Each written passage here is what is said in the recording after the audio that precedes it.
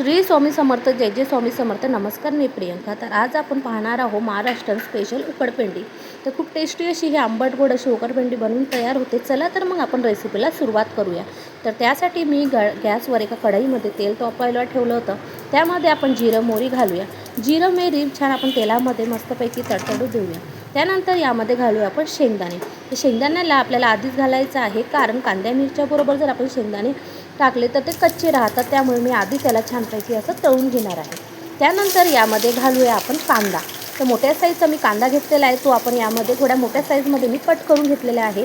4 ते 5 मिरच्या घेतलेल्या आहे, त्याला बारीक कट करून घेतलेल्या आहे. सोबतच कढीपत्ता घेतलेला आहे. याला मस्त आपण कांद्या मिरच्यांना तेलामध्ये मस्त असं शिजवून घेऊया. तर अशा पद्धतीने आपण याला कांद्या मिरच्यांना मस्त शिजवून घेतलेलं आहे. त्यानंतर यामध्ये घालूया कोरडे मसाले. चिमूटभर मी हळद घातलेली आहे, सोबतच चवीप्रमाणे मीठ, 1 चमचा लाल तिखट. मिरच्या घातलेल्या आहे, त्यामुळे तिखटाचं प्रमाण आपल्याला कमी करायचं आहे. तर अशा पद्धतीने मसाल्याला मस्त तेलामध्ये आपल्याला परतून घ्यायचं आहे.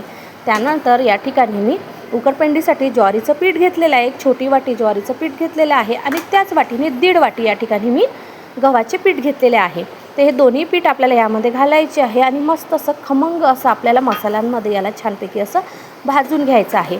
तर 1-2 मिनटे असा छान याचा वास सुटतपर्यंत, खमंग असा वास येईपर्यंत आपल्याला याला मस्त असं भाजून घ्यायचं आहे. तर तुम्ही व्हिडिओमध्ये बघू शकता, मस्त याला मी भाजून घेतलेलं आहे. त्यानंतर यामध्ये घालूया छोटी वाटी दही. म्हणजे ही उकडपेंडी आपल्याला आंबट गोड अशी बनवायची आहे. सोबतच चिमूटभर या ठिकाणी मी साखर घेतलेली आहे आणि वरून टाकलेली आहे कोथिंबीर. मस्तपैकी याला छान असं मिक्स करून घेऊया. त्यानंतर मिक्स केल्यानंतर यामध्ये आपल्याला 2दा असं पाणी शिंपडून घ्यायचं आहे. जास्त पण यामध्ये पाणी आपल्याला नाही घालायचं आहे. तर अशा पद्धतीने मी यावर पाणी शिंपडून घेतलेलं आहे आणि गॅसची फ्लेम या ठिकाणी लो ते मीडियम ठेवलेली आहे आणि लो ते मीडियमवर झाकण ठेवून आपल्याला याची मस्तपैकी अशी वाफ काढून घ्यायची आहे. तर अशा पद्धतीने तुम्ही बघू शकता 5 मिनिटांनी आपली उकडपेंडी मस्त अशी शिजलेली आहे. तर तुम्ही याला नक्की ट्राय करून बघा. खूप टेस्टी आंबट गोड अशी ही उकडपेंडी लागते. तुम्ही याला दुपारच्या छोटे भुकेसाठी किंवा तुम्ही सकाळी नाश्त्यासाठी तुम्ही हे उकडपेंडी बनवू शकता. खूप टेस्टी लागते. नक्की तुम्ही रेसिपी ट्राय करून बघा आणि सोबतच तुमची मैत्रीण हे माझं यूट्यूब चॅनल सबस्क्राईब करा. इंस्टा पेजला देखील फॉलो करा आणि रेसिपी आवडल्यास व्हिडिओला लाईक कमेंट नक्की करा. भेटूया नेक्स्ट व्हिडिओ बरोबर. तोपर्यंत श्री स्वामी समर्थ, जय जय स्वामी समर्थ.